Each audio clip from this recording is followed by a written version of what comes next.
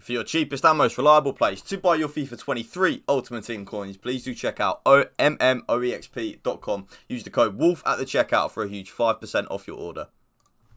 Yes then lads, we are back. How are you doing on this fine, wonderful day? But before we get started, guys, if you want to drop a like on today's video for me and hit that subscribe button to my channel, that would mean the world to me. We are here with a brand new custom tactics. I didn't really want to do this video. Call me a rat, call me whatever you want. I really didn't want to do it, but YouTube, the more I use this formation, oh no, it's so broken. Like, it is so overpowered. I can't even begin to explain to you guys how overpowered this formation is. So, it's a new formation that's been added this year. It is the 5-1-2-2. If any of you guys have never used it before, use it. Honestly, I can't even begin to explain to you how broken and overpowered this formation is. So, what it is it's a 5 at the back, of course, with the right wing back and the left wing back. You do then have the 3 centre-backs, but you then have a CDM on top of that. And then you have 2 outside centre-mid, so a right centre-mid and a left centre-mid. And then you do have 2 strikers like so. Why is it so overpowered? Well, you've basically just got players everywhere. Like, you'll see what I mean. There is an adjustment period with this formation. It's one thing I will say is, don't go into this formation like literally game number 1 and think it's going to click for you. It doesn't work like that. This formation is like a bit of a longer process. I actually used this a couple of days ago and I hated it.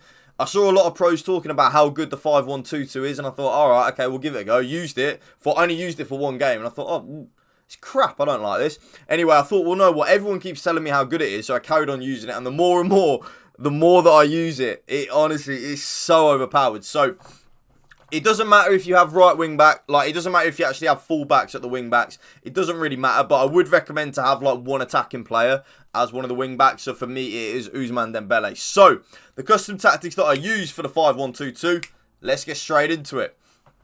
I of course used balanced on the defensive style. I have been messing around this year on pressure on heavy touch. If you guys have played FIFA 23, which of course you have, hence why you're here on this video, right? But you'll know that dribbling's very hard. It's kind of basically non-existent. So, pressure on heavy touch, I was umming and ahhing about it because you can't really play out of a press that well unless you just get a little bit lucky. But the more I use it, the more I think balanced is just the way to go. A balanced style where your team presses the ball to the middle of the pitch and your team shape is neutral. Just what it says on the tin, really. It's a balanced style. I like it. It's not too defensive and not too YOLO on the attacking side because defending is a little bit harder this year. So balance is the way to go. Width. I do lower the width down to 42 YouTube. Very important in my opinion that you do play on 42 width. The reason for that is, like I just said a minute ago, defending is harder this year, and it is. So you want your defenders to be as closer together as they possibly can be. So 42 on the width.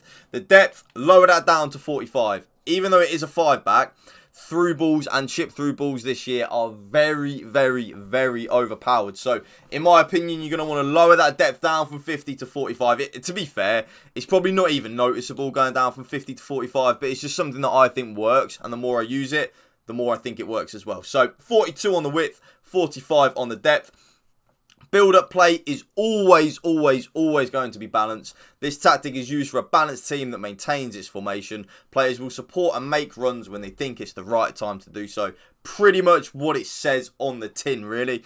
Long ball, like I always say to you guys on these tactics videos, long ball is definitely good and a viable option, 100%. But in my opinion, it's not.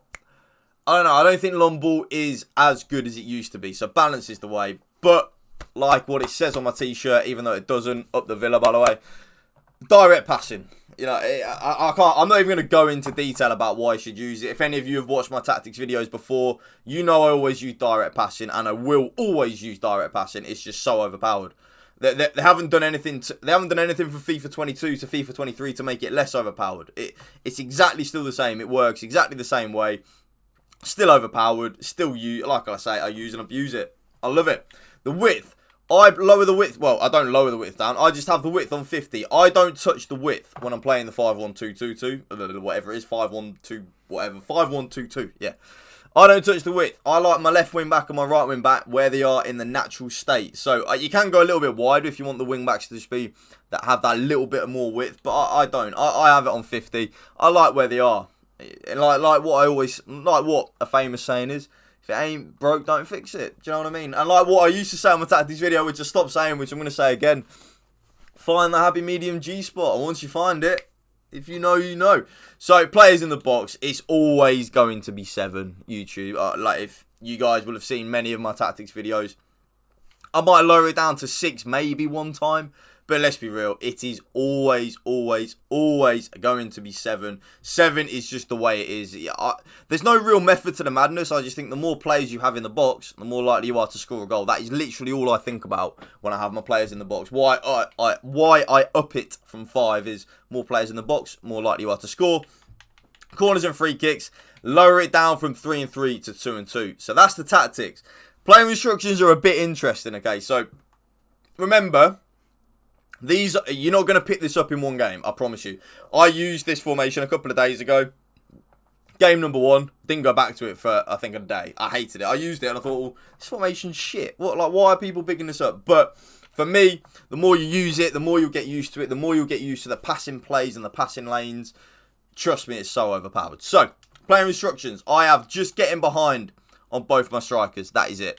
I normally would have stay central, but on this formation I don't. I literally just have getting behind, that's it. No comeback on defence or stay forward. Just completely default settings, just getting behind. My left centre mid is on getting to the box for cross and cover wing. Okay, so, well, to be fair, the only thing I've put on is getting to the box for cross. Cover wing's on by default, okay? So, cover wing and getting to the box for cross. My CDM is on stay back while attacking and cover centre. Very important that you have him on cover centre. Very, very, very important, YouTube. My right centre mid is then on get forward, get into the box for cross, and on cover wing by default. But this is where it gets interesting, okay? It doesn't matter if you want to put your left centre mid on get forward and your right centre mid on balance. That does not matter. Just as long as one of them is on get forward, okay? Just as long as one of either your left centre mid or right centre mid is on get forward, this formation will love you. Both the wing-backs, of course, as you could probably guess, in a 5 at the back, are on join the attack and overlap. Very important that you have overlap on, in my opinion. You don't want them to be inverted or anything like that. And honestly, YouTube, it's very important you have them on join the attack. If you don't have your wing-backs on join the attack, I don't know how you're going to create opportunities. All 3 of my centre-backs, of course, just on stay back while attacking. That is it. And then my left wing-back is on exactly the same as my right wing-back.